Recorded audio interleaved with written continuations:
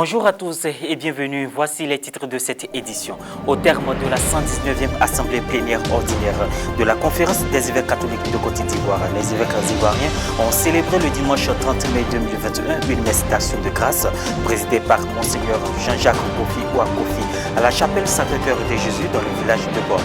À l'occasion de la solennité de la Sainte Trinité et de la fête des mères, Monseigneur Kofi Ouakofi a invité les fidèles à vivre la communion entre eux. Le point dans un instant. Et puis les avis ont été recueillis à la fin de la messe de clôture marquant la fin des travaux de la 119e Assemblée plénière dans le diocèse de Yopougon. Voilà pour les titres. La 119e Assemblée plénière ordinaire de la Conférence des évêques catholiques de Côte d'Ivoire s'est refermée le dimanche 30 mai 2021 par une célébration eucharistique présidée par Monseigneur Jean-Jacques Kofi Ouakofi, évêque du diocèse de San Pedro, en présence de ses confrères, nos pères archevêques et évêques, des religieux et des fidèles à la chapelle Sacré-Cœur de Jésus de Borne, village situé dans le diocèse de Yopougon. Monseigneur Kofi Ouakofi a invité l'Assemblée présente à vivre dans la communion. Plus de précisions avec Roséline Mobio. En présence du nonce apostolique en Côte d'Ivoire, Monseigneur Paolo Borgia, des personnalités politiques, administratives et coutumières, des prêtres, religieux, religieuses et de nombreux fidèles laïcs venus de la région des Grands Ponts et d'ailleurs. La 119e Assemblée plénière ordinaire de la Conférence des évêques catholiques de Côte d'Ivoire s'est achevée le dimanche de la solennité de la Sainte Trinité par une célébration eucharistique présidée par Monseigneur Jean-Jacques Kofi Ouakofi, évêque de San Pedro. Au cours de son homélie, l'évêque du diocèse de San Pedro a livré une méditation au peuple de Dieu sur la solennité de la Sainte Trinité, s'appuyant sur les textes liturgiques du jour. Dieu le Père, Dieu le Fils, Dieu l'Esprit Saint sont réunis dans une unité d'amour pour soutenir l'action de salut de l'Église. La Trinité constitue donc le cœur de notre foi. On parle du mystère de la Sainte Trinité, il ne faudrait pas s'effrayer, car un mystère n'est pas forcément ce qu'on ne comprend pas, mais c'est ce dont on n'a jamais épuisé la signification. Il en va de même pour la Trinité. Il faut se réjouir d'une réalité extraordinairement fascinante et dont l'amour est la caractéristique. La Sainte Trinité dégage l'amour. Nous adorons un seul Dieu, un Dieu unique en trois personnes. Ces personnes sont distinctes et jouent chacune un rôle précis. Toutes les trois, nous enseigne le credo de Nicée et de Constantinople, reçoivent même adoration et même gloire.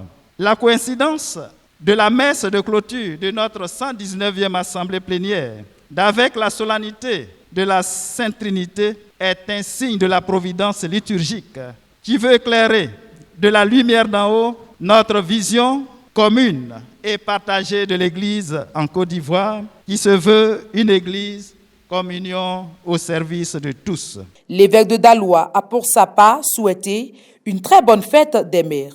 Femmes et mères de Borne et mères du monde entier, et vous toutes venues participer à ce grand événement de notre Église famille, bonne fête des mères. Occasion pour Monseigneur Jean-Jacques Kofi Ouakofi, vice-président de la conférence épiscopale, de revenir sur l'état d'avancement des travaux de la lettre pastorale sur l'éducation en Côte d'Ivoire au service du développement humain intégral qui va paraître dans quelques mois. Cette troisième assemblée plénière ordinaire de l'année 2021 des évêques ivoiriens est consacrée essentiellement, comme à l'accoutumée, au bilan des secrétariats exécutifs nationaux, des commissions que compte la conférence épiscopale ivoirienne. Les fidèles catholiques de la région des Grands Ponts ont rendu grâce au Dieu Tout-Puissant qui a donné l'énergie nécessaire pour porter ses assises jusqu'au bout dans le village de Borne.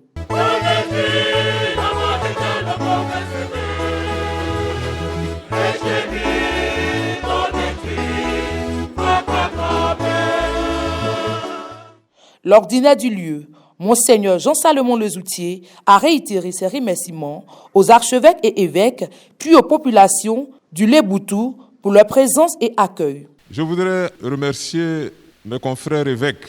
Nous ont fait confiance. Je parle du diocèse de Yopougon et du village de Borne. Merci donc à tous les cadres discrets et efficaces qui ont épaulé tout le village pour que notre assemblée réussisse. Le plus petit village à Djoukrou a honoré tous les villages à Djoukourou, puisque, je le dis, c'est la première fois qu'une assemblée se tient dans un village.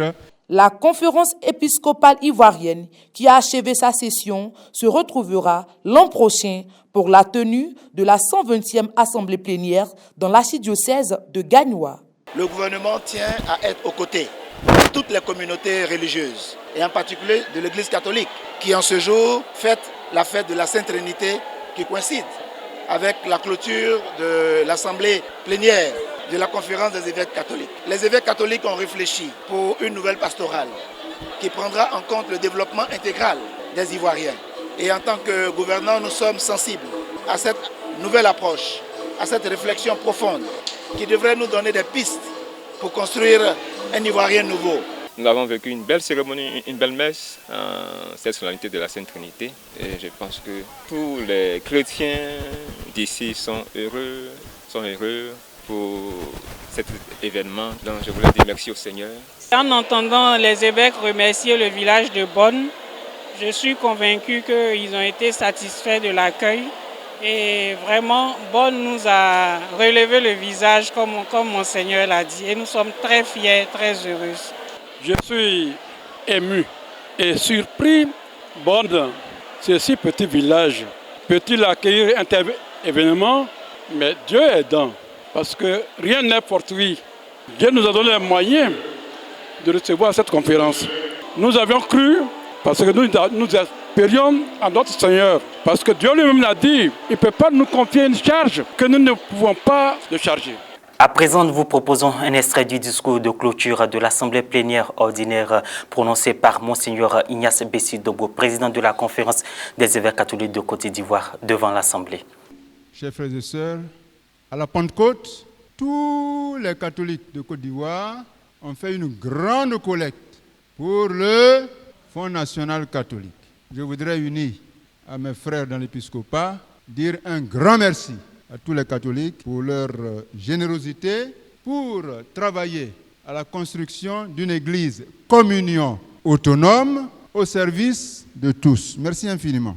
Pendant ces assises, nos évêques se sont penchés sur les orientations de pastoral d'ensemble dans l'église Famille de Dieu et essentiellement sur le rôle des laïcs dans l'éducation en Côte d'Ivoire au service du développement humain intégral. Un extrait du communiqué final sanctionnant la fin de ces assises de la 119e Assemblée plénière de mai 2021 prononcé par Monseigneur Jacques Assonvon Ayoua, évêque auxiliaire de l'archidiocèse de Bouaké. Les travaux de la conférence se sont poursuivis et ont porté, entre autres, sur les points suivants. Évaluation des résolutions de la 118e Assemblée plénière de la Conférence des évêques catholiques de Côte d'Ivoire. Examen de la synthèse des rapports des secrétariats exécutifs nationaux. Point des mandats des secrétaires exécutifs et aumôniers nationaux. État d'avancement des préparatifs du congrès extraordinaire du clergé qui se tiendra du 7 au 11 juillet 2021 à Yamoussoukro. État d'avancement de la lettre pastorale sur l'éducation en Côte d'Ivoire au service du développement humain intégral. État des finances du Conseil pour les affaires économiques. À l'issue des travaux, les évêques ont célébré une messe d'action de grâce en la chapelle Sacré-Cœur de Jésus de Bonn, en présence de nombreux fidèles. 31 mai 1981, 31 mai 2021, il y a 40 jours, jour pour jour, que Monseigneur Bruno Kwame, évêque émérite d'Abengourou, a été fait prélat. Si ce digne serviteur de Dieu était encore en vie, il aurait donc célébré son jubilé d'émeraude épiscopal. Mais rappelons que le Seigneur en a décidé autrement. Le lundi 17 mai dernier, il a rappelé à lui, dans sa 93e année, cet homme de foi qui professait « Non, je ne mourrai pas, je vivrai pour annoncer les merveilles du Seigneur ». Ces obsèques se dérouleront du 17 au 18 juin 2021. Et voilà, ainsi prend fin cette édition. Merci de l'avoir suivi. Merci de votre fidélité.